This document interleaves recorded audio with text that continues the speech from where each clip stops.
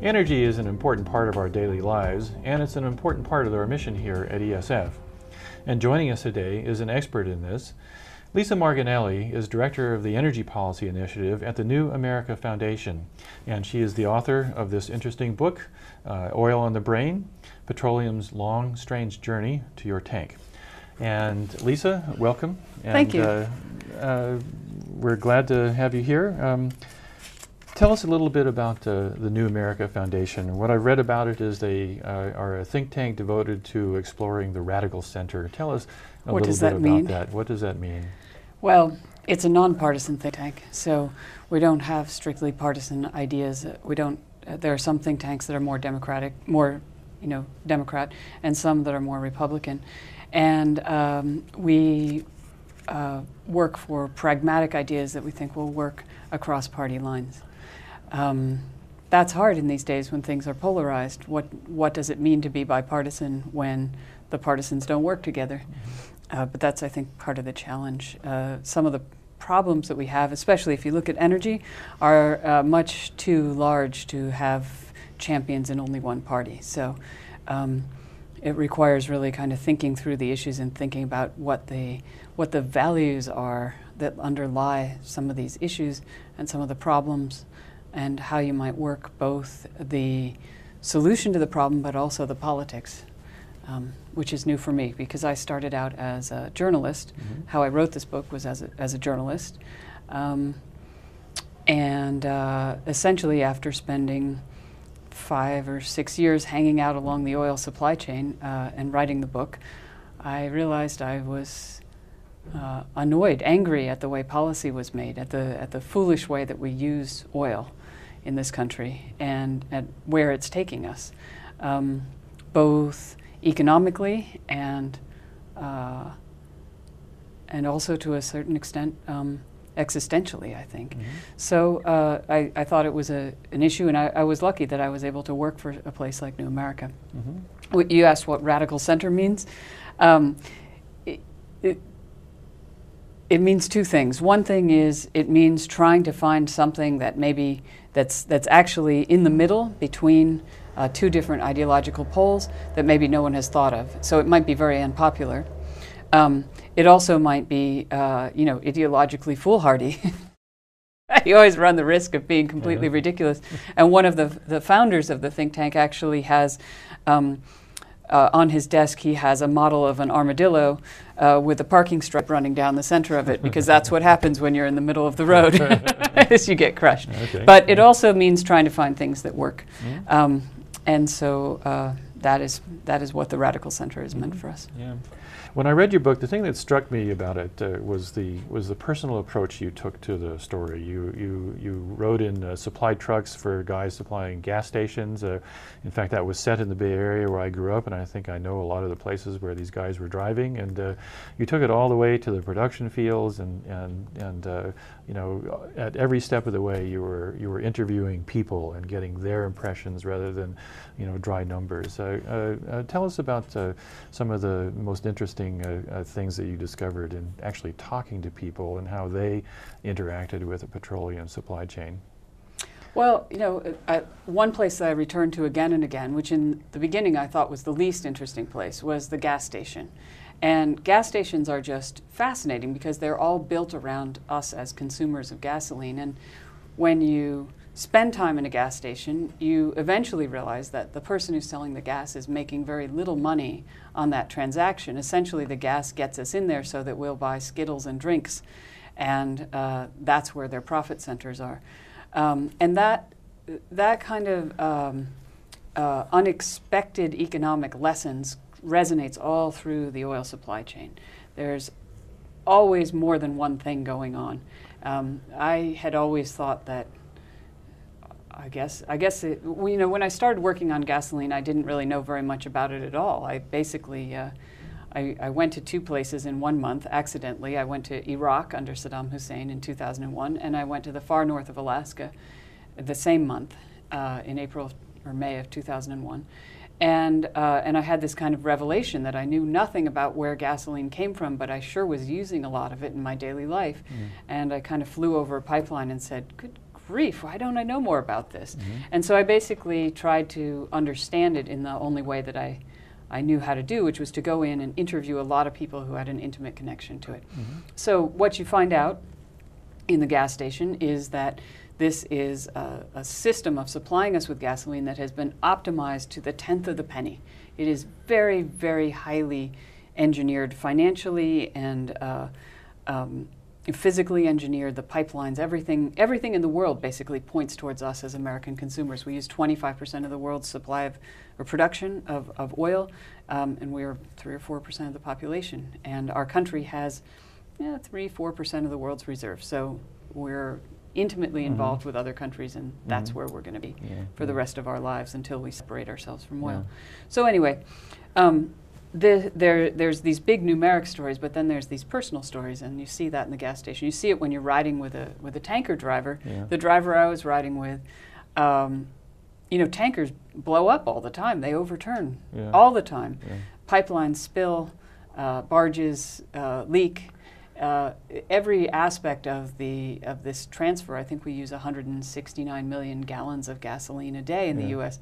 Every gallon of that runs the risk of a spill. And we tend to blame it on the oil companies, but to a certain extent it has to do with the fact of consumption. But when you're a tanker driver, this guy couldn't drive faster than 5 miles an hour, even when he's at home with his kids. His kids would yell at him, he said, because he could only drive 55, because that's how fast you drive a tanker at the maximum speed. You know, you go up the pipeline further, hanging out on an oil rig teaches you all sorts of things. The drilling process is quite complicated. The drill bits themselves change on a pattern faster than computers do. So they have an 18-month technology cycle on those. It's a very, very fast-moving industry. At the same time, the geology that they're drilling into is increasingly complicated and tricky. As we saw with the disaster in the Gulf, most of us who are using this oil have no sense of how much the risk involved in drilling into these tricky formations with high-pressured gas pockets affects us. We, as users, we don't think about it at all, but it has come to preoccupy the oil industry, is how to deal with pressures. Then I also spent time in Nigeria hanging out with the militias. I spent a month in Venezuela talking to Chavez's followers and looking at how the state has been formed around oil in Venezuela and in virtually every oil exporting country. Let's see, I spent a lot of time in a lot of other producing places and also in China. The interesting thing that I found in the book is as you say, you start with this very personalized approach. You talk to the guy who's driving the truck, and you see how the gas station owner is tied into this whole supply chain. But then it goes all the way up to the top, and you know, when you go to petrostates like Iraq or Nigeria or any of the other places, Venezuela, in which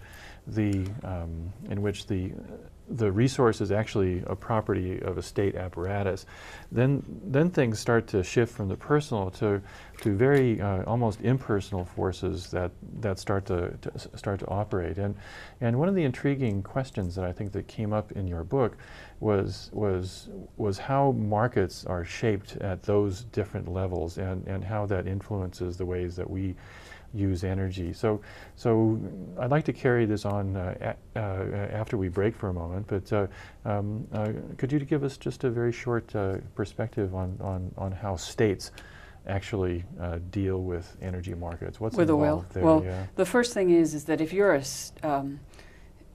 if you live in the U.S. And you're, say, in Texas or Oklahoma, chances are the oil that's underneath your land is in some ways considered your property. It might be that you own the surface and somebody else owns the rights underneath, but it belongs to individual people, essentially. What happened as U.S. oil companies moved into Venezuela in the 1920s, they had really a headache in hassling out the property rights of oil in Texas. And they said, we're not doing that again. And Venezuela was just a wild place. It didn't really even have a state. It was kind of run by different kind of local powers, very disorganized. What they said was, we need you to have a state, and we're going to give the money to the state. And so they ended up with a dictator. The U.S. used to describe the various dictators of Venezuela as benign in our sort of diplomatic cables.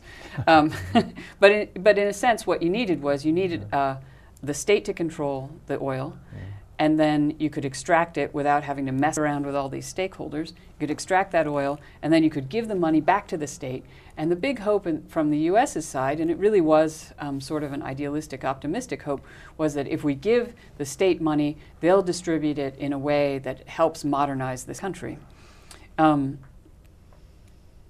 Venezuela's case, that was not what happened, and actually hardly any other oil state, this has not happened. What happens is the state becomes very, very focused on grabbing oil revenues on the one hand and on sprinkling them out to the population in the ways that solidify their power. So you end up with this very powerful but sort of one-directional state. It's very strong on gathering. It's very weak on gathering money from outside the country, very weak on distribution, very different from what we have in the U.S., where we have a state that is somewhat powerful, but its power depends upon extracting taxes from the population, which means it needs to encourage business at some level and keep its power that way.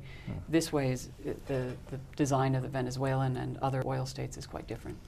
Okay, we'll explore this further, and our conversation with Lisa Margonelli will continue in a moment.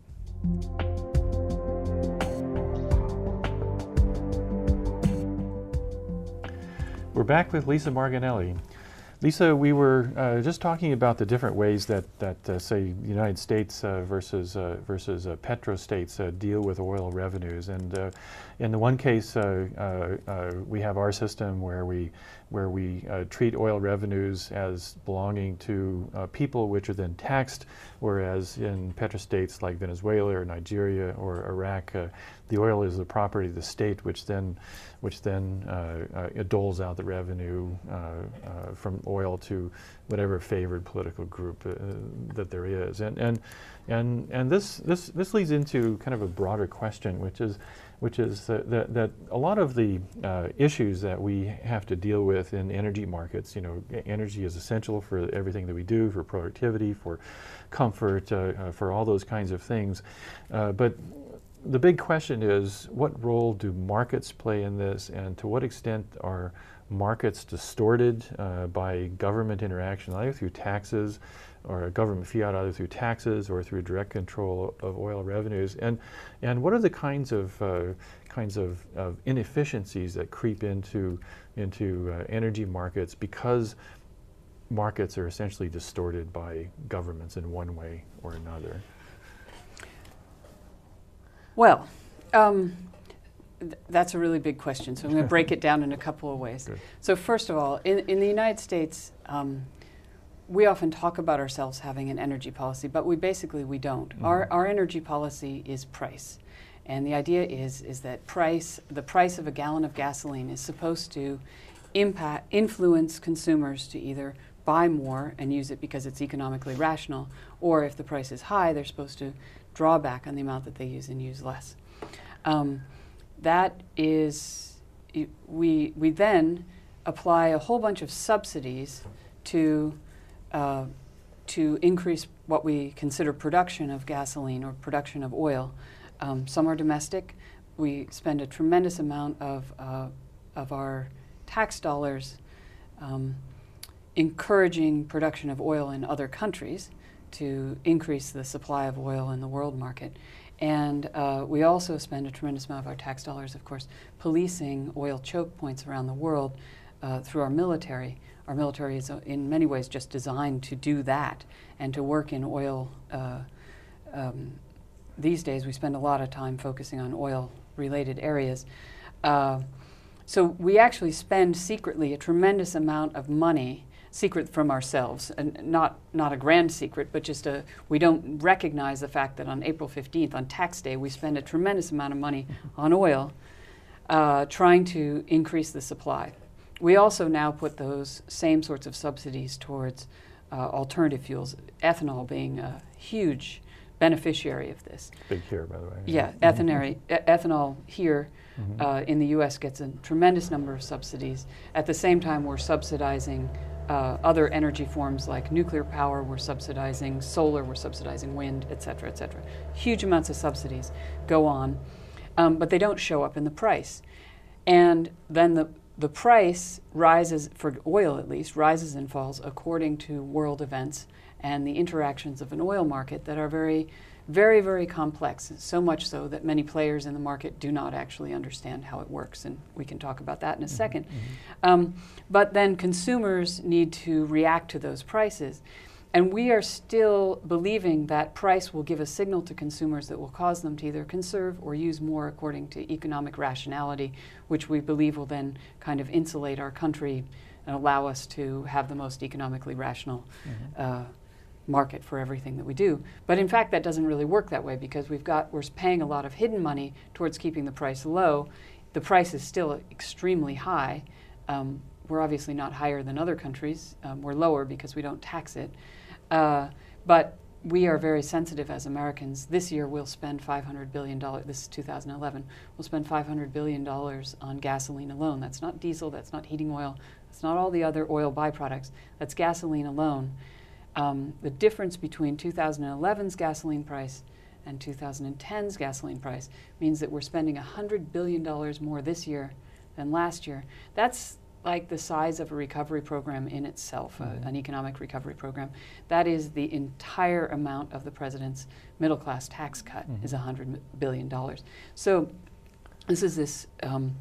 we have a policy essentially, or a belief that we have a market around energy, but it essentially doesn't work. Consumers don't respond, and at the same time we're secretly subsidizing it through our taxes on April 15th, and that's not showing up in the price. So we have kind of a broken system. Does the $500 billion include the hidden subsidies that we've been talking about? No, so it's even more expensive this is just than that. what we pay at the pump. Yeah, okay, Yeah. all right. And it also distorts our whole conversation around energy, because what people tend to believe is that we need greater supply of energy to keep the price down. But in fact, increasing the supply in the United States does not depress the price. And in fact, these days, the global marketplace is so integrated that U.S. refiners are for the first time since World War II, we are selling gasoline into the world market. And we're actually selling 500,000 barrels of gasoline into the world market a day. That means that wherever the price of gasoline is highest in the world will be essentially the price that U.S. consumers will pay. So we no longer achieve any benefit even from having excess capacity at our refineries. So we're a global integrated system. We need bigger, better ways of understanding this, and we also need to understand how much we're subsidizing, and we need to have an actual policy, in my opinion. But maybe you'd like to come back at that question of markets. Well, you know, there's a lot that's filling the news lately about distorted markets, and we're seeing it in the housing bubble that's just burst, and we're seeing it in healthcare costs, for example. We're seeing it rather alarmingly for someone like me in the higher education market as well. You know, you have all these areas that are very, very heavily subsidized, and certainly in terms of the housing bubble, we're feeling the pain of that quite directly. We're feeling pain one way or the other in the energy markets, although, as you say, somewhat indirectly. And the big question that faces us right now is to what extent has this idea that we can come in and we can use tax dollars or government expertise or things like this to shape markets in ways that actually markets themselves might resist. You know, this is a big question right now, and so when we come back after the break, what I'd like to do is to explore with you kind of a radical idea, which is what would happen if we actually had a real market operating in the energy system. We'll continue these thoughts with Lisa Margonelli in a moment.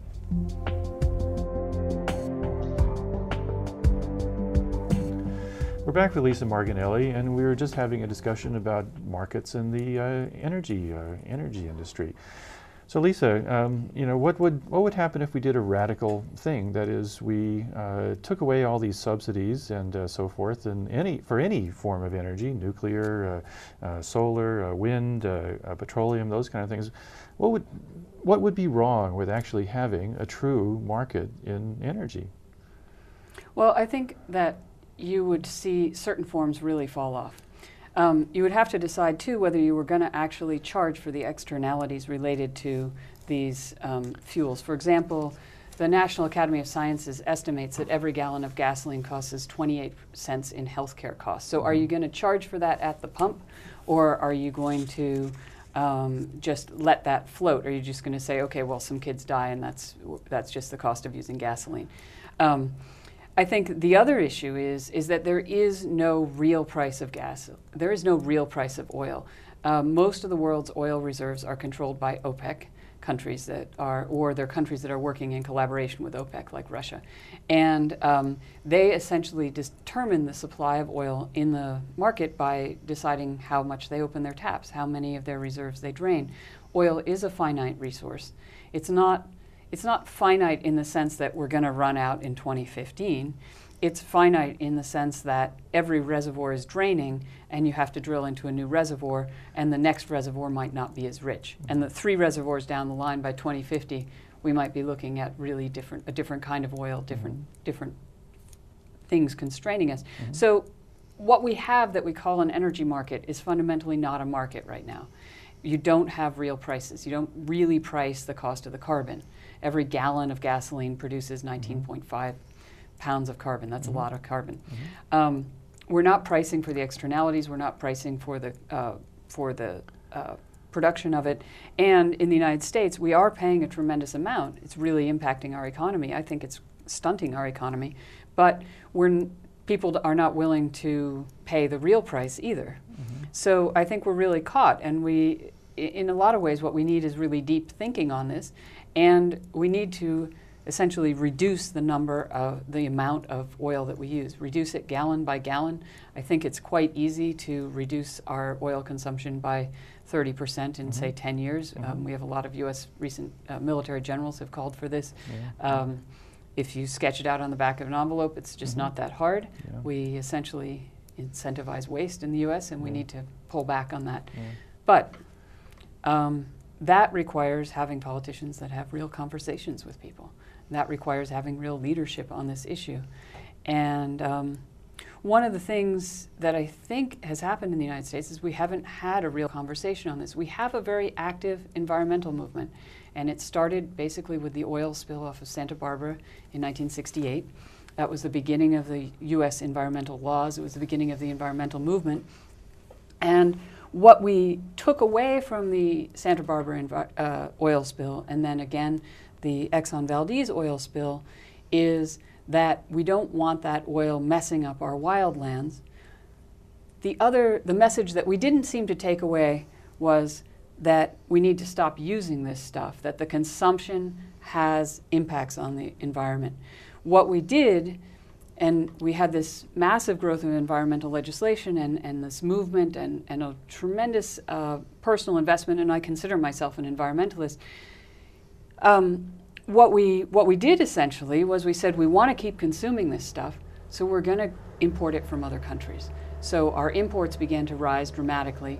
We cut off drilling in our own country, which is, and we continued it in 2 places, essentially, Alaska and the Gulf Coast of Texas and Oklahoma, these traditional oil lands where people were very invested in the oil industry and understood it and saw themselves as responsible for keeping the country running, in a sense. And what that did was it allowed those of us, say, in New York and in the Upper East Coast to drive around in our cars and feel like we were doing the right thing by saying no more drilling on our lands, when in fact we were doing the exact wrong thing. We were essentially expecting people in in Venezuela, in Nigeria, in horrible conditions, in Kazakhstan, to have the oil wells in their backyard and to produce that oil so that we could go driving around and preaching the virtues of an environmentalism that, in my view, is a bit morally stunted. Mm-hmm. You really need to take the entire supply chain into account, and you need to see yourself as a consumer as really implicated in the Exxon Valdez spill. You know, one thing that people don't realize is that our cars, our leaky oil pans, leak about as much oil as the Exxon Valdez spill every year into waterways. So we have this tremendously powerful role in this system, but somehow the forces of globalization and the particularly kind of limited environmental scope of our idea of what the environmental movement was, this not in my backyard feeling, has kind of overlaid to create something where we in the United States have high ideals, but we are essentially exporting and outsourcing these environmental spills, terrible social and health costs for other places. And we see this actually replicating even in the world of electric cars and hybrids, that electric cars and hybrids need an element called neodymium, which is a rare earth metal that can be mined only a few places in the world profitably. One place was in the US that was shut down because China started producing the ore, neodymium, at a much cheaper cost than we could in the U.S. And the mine in the U.S. also had some environmental problems. So we shut that down. We now import all of that ore, all of this sort of the pixie dust that makes the green economy go, these permanent magnets. We import it all from China, where they have very, very poor environmental regulations around this stuff. And, you know, so am I driving a green car? I'm not sure. If it is not green somewhere else. So So this kind of national NIMBYism that you're describing, you know, this is kind of the environmental movement entering into a devil's bargain with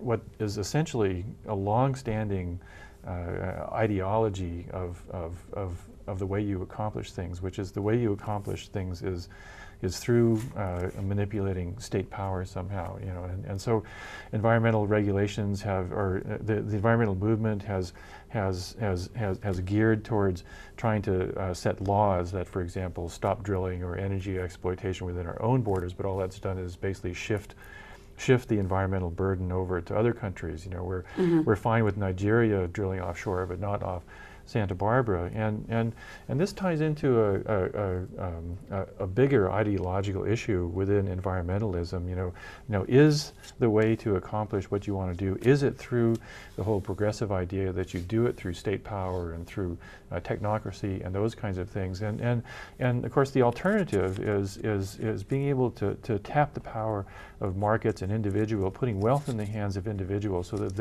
they can make proper decisions, and this involves community activism and so forth, things like that. And you've been involved in a very interesting set of projects called the Energy Trap Project, and you found some actually very interesting things about the ways that people acting on their own initiative can actually generate things like the dollar van system, for example, in New York City. They can have tremendous beneficial effects on the ways that people use energy, the decisions that they make. Could you tell us a bit more about that? Sure, I'm happy to do that. I have to say I don't totally agree that state power is entirely misused by environmentalists. I think that prices are assigned to things through all sorts of actors within the system, and essentially what we've done is we have made imported energy cheap, and that is also a market system in which we use the power and interest groups to change the price.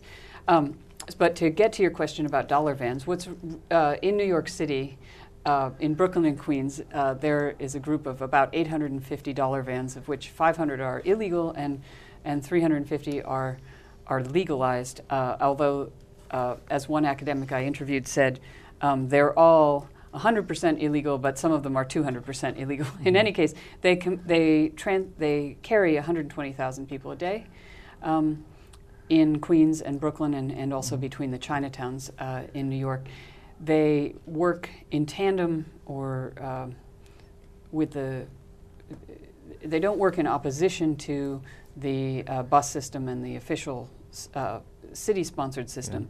But they do a good job of zipping people around from place to place conveniently. But and really they are all owned by individual proprietors. And they kind of provide a model of what we might think about for moving people around with less energy. Is that we might be able to get individual entrepreneurs to do this in a smart way, because you would be treating commuters as customers rather than as users of a system who needed to adapt to the system. And I think one of the things that we really need to do is sort of shift our focus around transportation towards really meeting people's actual needs rather than providing them with a hypothetical transportation system that works for transportation engineers and city planners. We actually need one that actually works for people and gets them to and from their jobs. Yeah, and the intriguing thing about the Dollar Van project and some of the other projects that you've described, for example, one in Richmond in California, the real problem is being able to connect people's needs to a system. And the intriguing thing about the Dollar Van system was that you had a system of private entrepreneurship that actually had to go against some fairly strong official headwinds to actually be able to get started. And yet by being able to connect, again, we come back to this issue of markets, by being able to connect people's actual needs in an efficient way to a system, the government provided system wasn't doing it, and the consequence was tremendously increased amounts of energy use on the parts of consumers. Whereas when you allow the Dollar Vans to come in, you're meeting the needs of customers, they're responsive to the needs of customers, and the end result is you end up using less energy to move people around. I think there's a huge potential for that. In New York, I'm not completely sure that that's what's going on. What it is it's providing a more efficient, an easier, more workable transit system for people. A lot of the people in Brooklyn and Queens are not going to be driving their cars. So it's not fully replacing that. But I think it's a model that certainly could be used other places in the country to actually replace and to reduce the amount of energy that we use. But like you say, we have these things that we call a market, the price of gasoline, but it actually doesn't reflect its true price.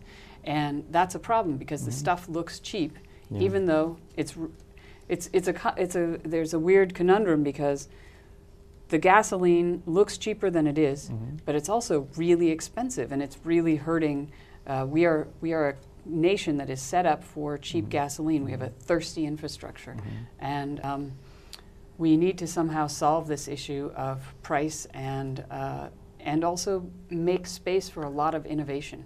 Not all of the innovation is going to be in the form of a new electric car or a new thing. A lot of it is really new thinking and new business models. Okay, obviously a lot of dimensions to this issue.